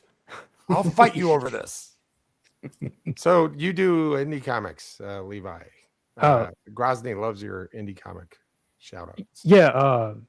Yeah, I had that whole video where I was just looking at the covers, and I think a little bit of the interior for a book called Blood Realm. It's still going. They're still publishing issues of it. But I just like comic books in general. That one in particular, I'm like, this looks really good. If I'm going to talk about one, I want to talk about this one. But it's been on my mind for a long time. Like, I can grab this one out here off the shelf and get this one and flip through them and talk about different things. And I just like comic books in general. So. A friend of mine loves comics and has done some indie comics. I'll have to tell about it. Friend of yours named Paul? Yeah, I've heard that whispering on the wind. It says like Paul likes comics. maybe a little. Maybe a little. Paul, did you get that? Speaking of comics, did you get the Warlord Omnibus? I've been hearing mixed about that there's gutter loss and it's got really light. Well, I don't know what the I haven't gotten it yet. I want it though. Well, they said they're going to have the first 50 issues, and apparently it's only the first 37. So there's all sorts of controversy about it. But the comic looks so cool, though. If you decide to do a deep dive on Warlord, I'll give you a heads up, though. Like his first issue special, the first 50 issues of his ongoing series, and the first annual. That's all Mike Grell. Everything else was his wife at the time, ghostwriting as him, because he moved on and was doing, I think, John Sable at first, which is a great series. So yeah, if you want to be a completist, they're good, but she takes it in a whole different direction that I don't like the type of storyline that she went with.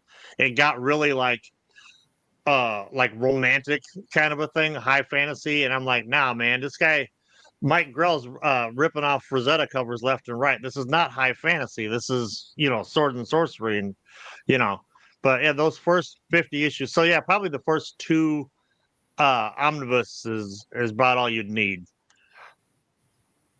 Well, there's only the first one right now, right? So I'll have to look. Right. If they put out a second one, that's probably where you'll want to stop. those omnibuses are great, but they're so expensive. It's just like, yeesh, I'd love to get. I'm not really a fan. Cephros is trying to stir up another lawsuit, I believe. The book cemetery. The book cemetery. This corner of Booktube is really litigious. So I think I think Dick needs to watch out. Is all I'm saying. All right, go on. You're talking about omnibussy. Yeah. My thing is they're expensive and they're too damn heavy. They are very heavy. I've been told that people tell me I'm expensive and too damn heavy. Too heavy? It's too heavy, man. You relax, chill out. Man, I'm easy. My brother. I'm too heavy, man. Dude, that's heavy. Smoke a joint, man. Over here reading picture of Dorian Gray, man. Like just too heavy for us cats, man. Sit back, relax, and smoke some weed. I bought this too at the Goodwill. I predict 1984 by Lester Summerall. I like the length. It looks like an easy read. Is it 1983? It was written in 1983 by an evangelical preacher that from South Bend, Indiana, which is near where Paul and I grew up. And I bought it for my son because he's really interested in fanatical religion. So I thought he would enjoy that. And by interested, it could go either way. We'll see. Wasn't it Pope Fest? Wasn't it Brian who was getting corralled by the guy who was selling those old what are the little bubble gum things that had the little Bible stories? Everyone ended up going to hell at the end. Yeah, Brian met all kinds of weird people at Pulp Fest. There was a guy that was trying to show him the old tracts. There was a guy that was trying to sell him Tijuana Bibles. Those were different guys. That must be his innocent look, I guess. So. Yeah, that was a man. Guys, you guys need to come to Pulp Fest. It's just so freaky and weird. I loved it.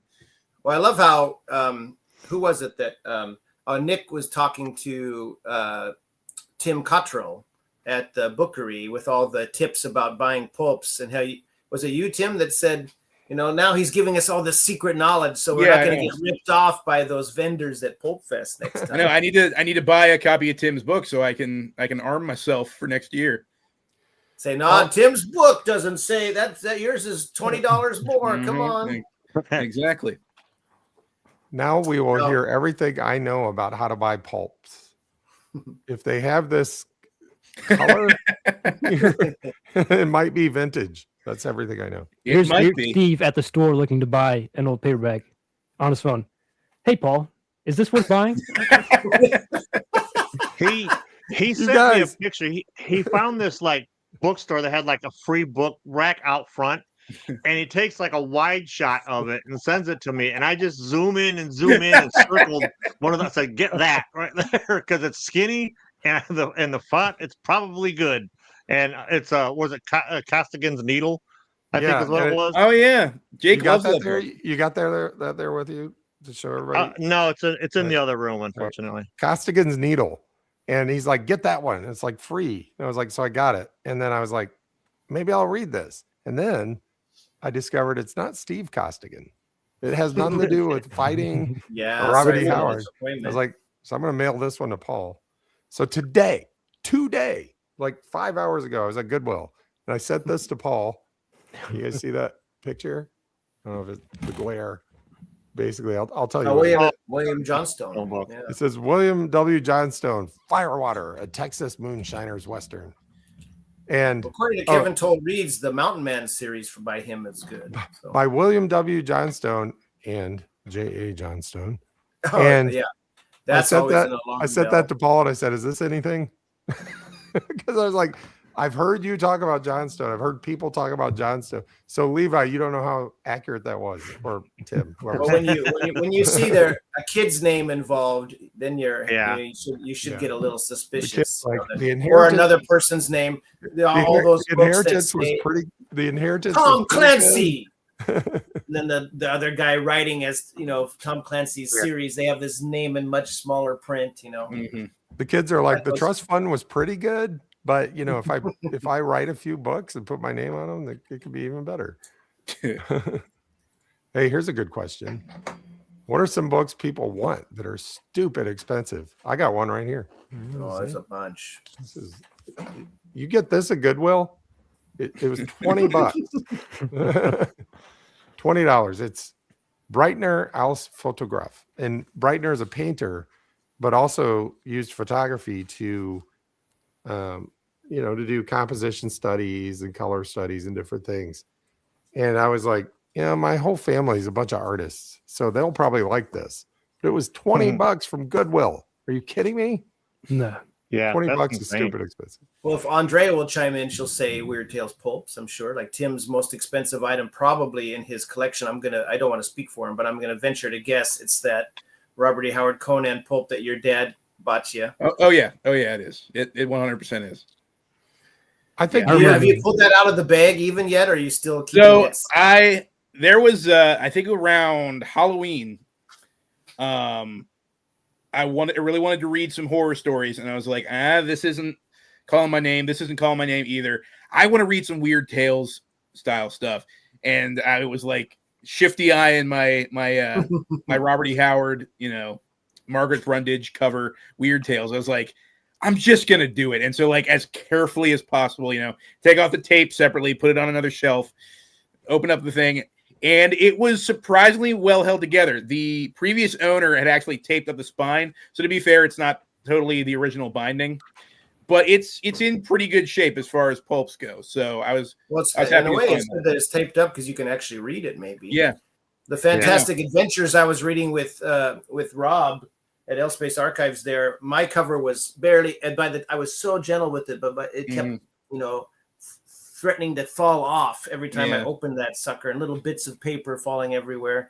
Andrea, you need to do a video on how the best way to demonstrate how to read an old pulp, since you're the expert with your librarian archivist position there. You should teach us how to handle it, because I was trying to be as gentle as possible, but I'm sure I did some mistakes there with it. But it's just cool to read those old things, Yeah. Actually read a whole pulp. Did you put on white cotton gloves? I probably should. I heard that it's actually not that bad for the grease on your finger or the oil on your fingers to get on the paper. It's not that bad for it. Well, yeah, it's apparently it's the kind of plastic that I think Dave can't ever remember his name. Is it Bresky? Is it the occult detective guy? He was saying in some comment somewhere that you have to be careful. When I had something on my video about using a bag and putting something in a bag, and he was saying, you don't use this kind of bag. You have to use this other kind of bag because some of the plastic will the bag in the bag. No we gloves. have confirmation from Andrea. No gloves. You know what? You're right, Andrea. I did hear it from you.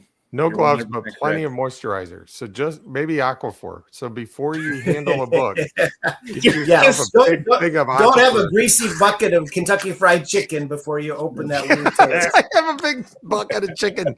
Get yourself no gloves, but get yourself a big bucket of chicken. Maybe Tim's over here, wheeling through the pulse, going, this is all Robert E. Howard, guys. Pretty good. Man, they're right. These old books do smell good. Taste pretty good That's too. another confirmation from another. I don't understand it. What is it about the gloves? gentleman. Is it the like the micro You probably particles like shave off? I don't Is know.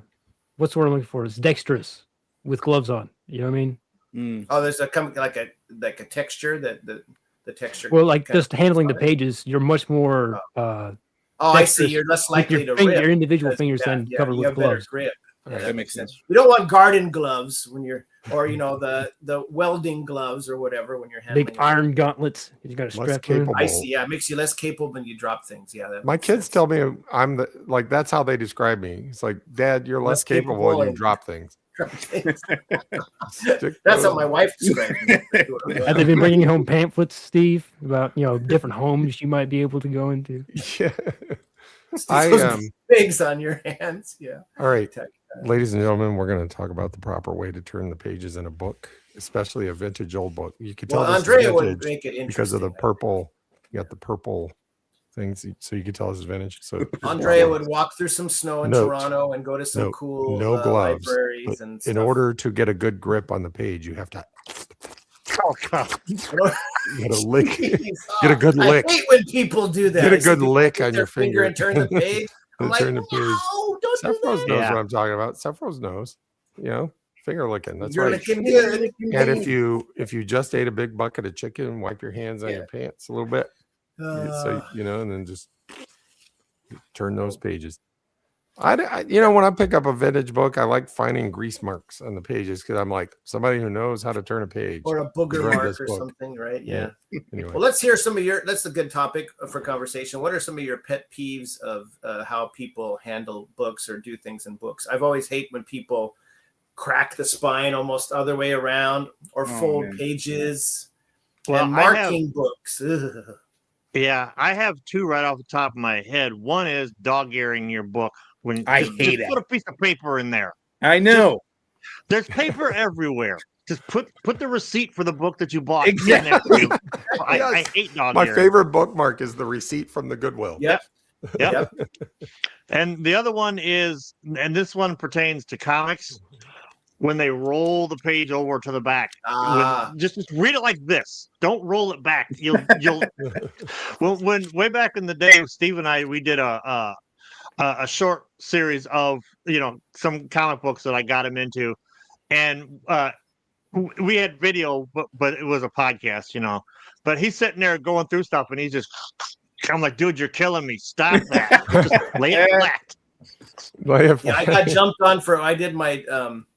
I did a flip through of that $6 Million Man comic. My wife got me for my birthday. Really cool present. But I tried to flatten the cover a little bit, and David from Garage Geek was like, "Going, no! Yeah. What are you doing?" Sephiroth, I hope the blood splatter books are like murder mysteries or gore. That'd be awesome. So meta. Don't resell bathroom readers. How would you? Yeah. Oh, see, that's the You never thing. know. Yeah. Well, I guess I can't sell my phone ever. When they add their own cover, so I can't see what they're reading on the subway. Wait, people do I that? have never seen people do that. What are you talking about? People read on the subway. Canadian thing. Are we talking about like that pervert old religious guy that had the cutout in his Bible? Yeah, exactly. That we talked about earlier. Reading his Well, I'll tell you a braille funny story. When I first came to Japan, they used to read a lot. Newspapers have already died out kind of in the States, and they're barely hanging on in Japan. But when I first came 20 years ago, people read them all the time on the train. And there's just like in Britain, they have the Sunday Sport or whatever. They have the sports paper that has the page 3 girl, they call it. They have the topless model in there.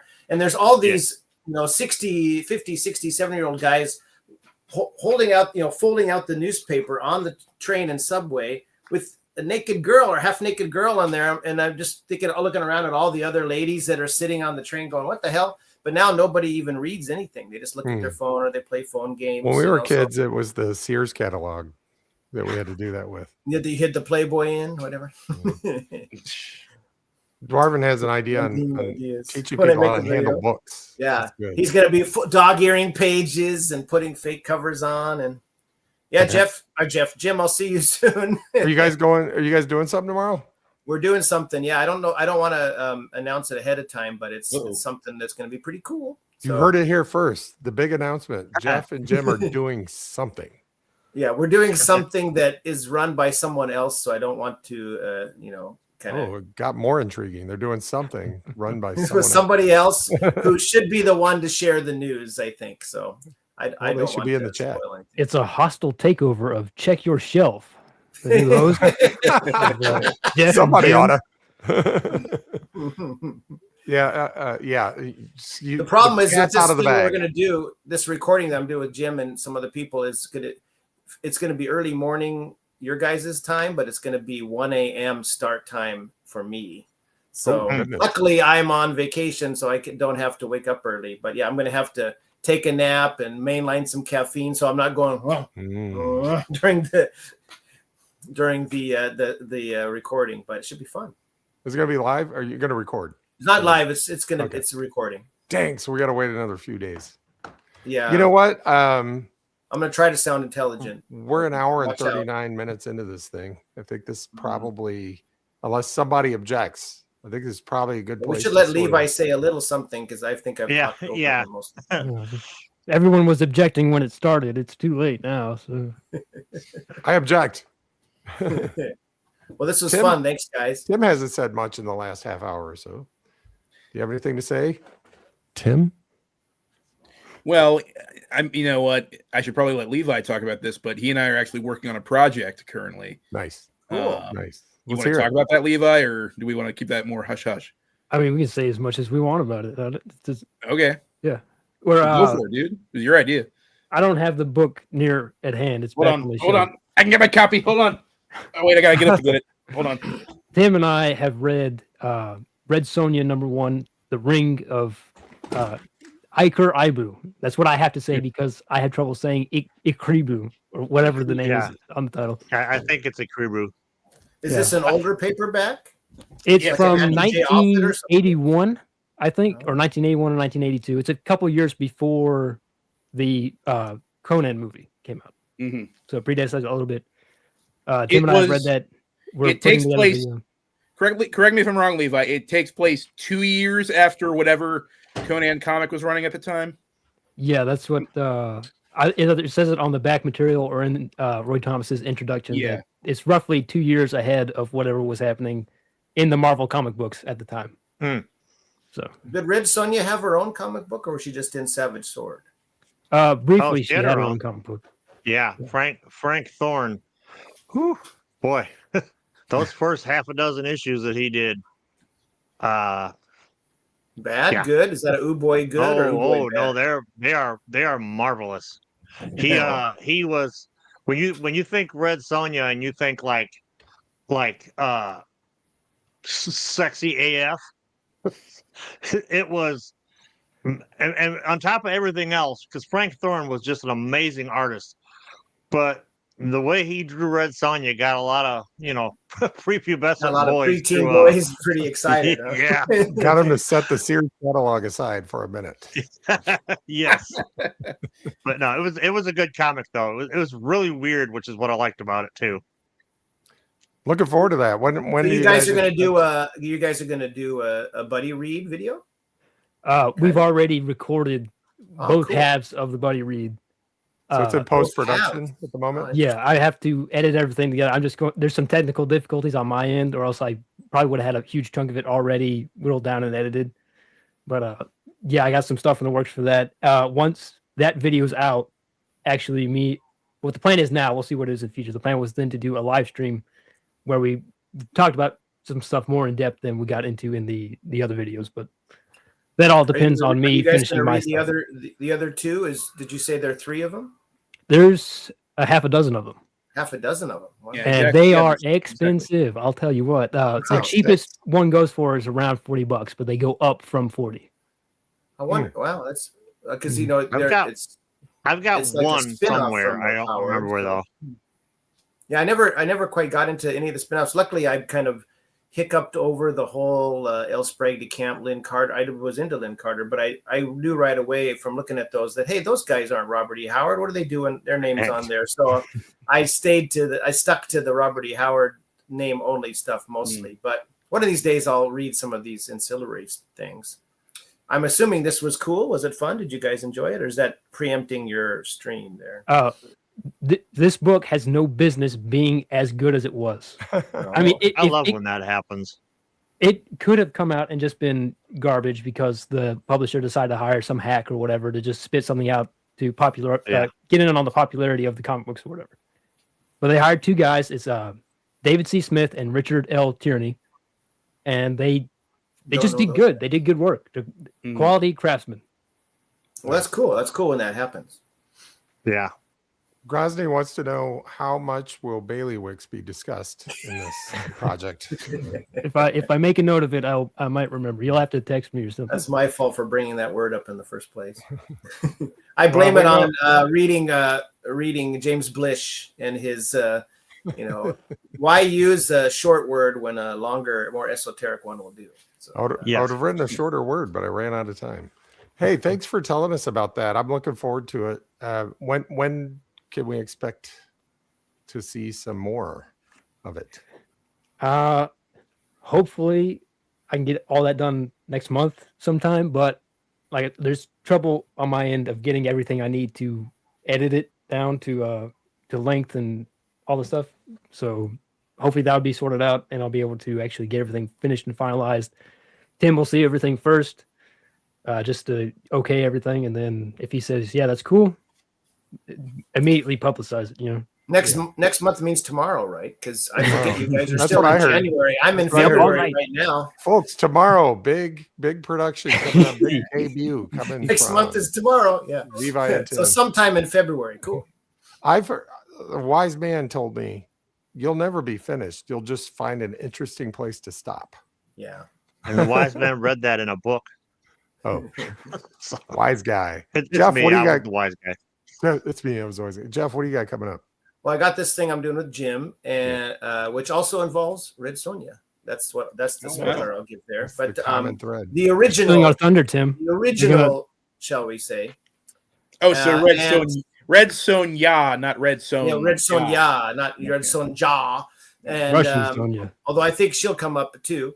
Yeah. And then I have a book call. I went back to that bookstore. If you guys saw the video where I went around in some Japanese bookstores and showed how poor the selection was in the new bookstore. I went back to that little Colombo corner shop place and had him bring down another bundle of sci-fi and fantasy books from the UK mostly. And I bought a bunch of those. So I'll probably be doing a book haul video, Cool.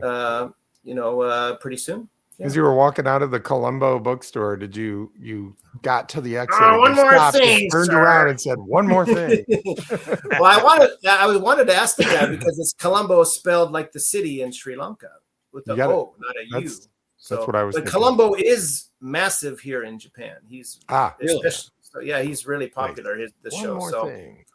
that's how I never watched it in the States when I came to Japan and when I had a TV and I wanted to see something that was interesting. They would show high definition transfers of those old Colombos from the 70s. I So have that's how- a good friend. He's a police detective, and he told me once that everything he learned about detective work, he learned from Colombo. Which Oh, says a lot that's about too- the that's training too bad. curriculum for our police in the U.S. I had a friend who couldn't watch Columbo because he got so angry at him dripping cigar ash around the scene Oh. of the crime. So- Yeah, well, Everything I that learned about drives him smoking, I learned crazy. from Colombo. Like the showing up with a cigarette and a coffee and a donut at a crime scene, that drives him nuts. Bleeding well, they- from a paper cut. Yeah. Hey, Paul, Doomed Wizard, you got anything coming Yeah. up? You want to plug? Funny you should ask, Steve. Oh, check yourself, the somnambulist. Well, what do we got? So Monday, I'll be dropping a selfie for the White Buffalo, which is a Nice. Western that Tim might like. I'm not going to promote it too much because we know how you get. But this We don't is want to actually one of overhype my, it because Yeah. anything worth hyping is Yeah. worth overhyping. The Willow and we know sucks, man. if we I hype don't know it what too he's talking much, about. you won't like it. This is one of my favorite books of all time, and I love the movie. I got the poster back here, but Charles Bronson. yes, but this book is like what you guys are talking about. It has no business being that good. This book has no business being as good as it is. Richard Sale's quite a I think he's a TV scripter, right? He was Yes. as well as a Yeah, writer. in fact, He's a very good writer. he did the script for the movie, and it pays to have the book writer write your script because it feels like the book. Mm. But yeah, we got that, and then pretty soon we're going to be putting out another Mysterious Traveler episode. This one is an Oh, boy. original story, an original story. Hopefully we'll be getting that out like in about within 2 weeks. Is that the and then we got- grotesque? Are we doing the grotesque next? Is that what Yeah, it's the grotesque. Yeah. And so then we're doing a video with Brian from Bad Taste and Nick over the Alistair MacLean's River of Death because nice. I started noticing everybody had this book. Keep forgetting So I have to read that. Yeah, Steve still has to read it. So pending Steve reading it is when we'll get to it. That was the first and only Alistair MacLean book I've read. So It's the only one you need to read. thanks for the warning. Yeah. Yeah, no, I love it. I think it's a lot of fun. But Yeah, and there's some other things that are escaping me off the top of my head, but We lost oh. Jeff. Jeff's well. like, you know what, I'm out. Irish exit. Paul's too humble to say, but he also has another channel called The Return of the Son of the Show. If you like vintage TV, vintage movies. Hey, thanks, Andrea. It's good having you here. Appreciate it. Jeff's coming back for the. You can tell we're bringing the. I hit remove. Sorry, Jeff. Join again. I hit the wrong button. Oh, there he is. Sabotage. There we go. Sorry. Somehow my connection went belly up there for a second. I'm telling y'all, it's sabotage. Hey, no, y'all just sabotage. Sephros has a video uploading right now, so go check out Sephros' channel. Cool. If you can't tell, we've begun our final descent into the city of your destination, whatever city that might be. Please make sure your tray tables back in their upright positions. But go check out Return of the Son of the Show. It's a great channel. It's where Paul usually is on Saturday nights. Yeah, I was going to say, where's Paul? Why is Paul here? Yeah, but he cheats on me with an old friend of ours from high school. And yeah, they talk about old movies, old TV, and it's really cool. Yes. We're currently doing a deep dive into the Wonder Woman series. So we started season 2. Yeah. Cheese-tastic. But you know what? She is something. Yeah. So I'll just say this. This has been this little corner of Booktube, which will either be called the SOBs or what's the one? I think Andrea's going to win this one. Sorry, Steve. Pulp Island. Was that Andrea or was that Nick? That was Andrea. Well, that was Andrea, but Nick reminded you of that fact. Yeah. Well, if it had been Nick, I'll vote both ways. But if it had been Nick, I would have stood a chance. But I'll probably vote against myself since it's Andrea. But anyway, this little corner of Booktube, whether you call it Pulp Island or what it should be called, the SOBs, has been awesome. This past year has been great. Thank you guys for coming on tonight. It was short notice. Thank you guys in the chat for jumping on. It's good to celebrate. I wish I'd brought something to celebrate with, but yeah, it's been great. Anybody have any final parting thoughts before I land this plane? Before you pull another Irish goodbye and just No, yeah, it's great. Well, I think